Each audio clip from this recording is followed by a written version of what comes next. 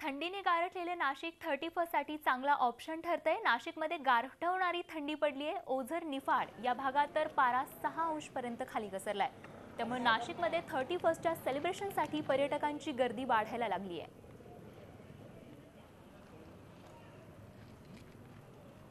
आणि या संदर्भात आपले प्रतिनिधी त्या ठिकाणी घटनास्थळी उपस्थित आहेत। त्यांच्याकडून आपण माहिती घेऊयात। योगेश खरे सध्या त्या ठिकाणाहून आपल्याला माहिती देत आहेत। योगेश, काय चित्र या ठिकाणी आता आपल्याला पाहायला मिळतंय?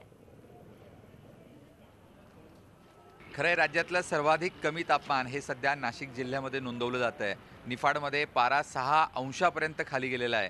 आणि आपण जर सर्वत्र बघितलं नाशिक जिल्ह्यामध्ये एकूणच दिल्ली, हिमाचल यासारखी परिस्थिती या ठिकाणी निर्माण झाली आहे। आपण खरं म्हणजे नेहमीच म्हणतो की पर्यटनासाठी वेगवेगळ्या भागांची नावं घेतो, सिमला, काश्मीर वगैरे वेगवेगळ्या ठिकाणी, पण आता अनेक लोक या ख्रिसमसच्या सुट्ट्यांमध्ये पर्यटनासाठी नाशिकला येताना दिसत आहेत।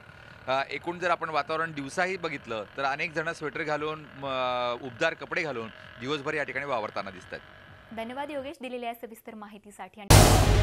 झी 24 तास रहा एक पाऊल पुढे।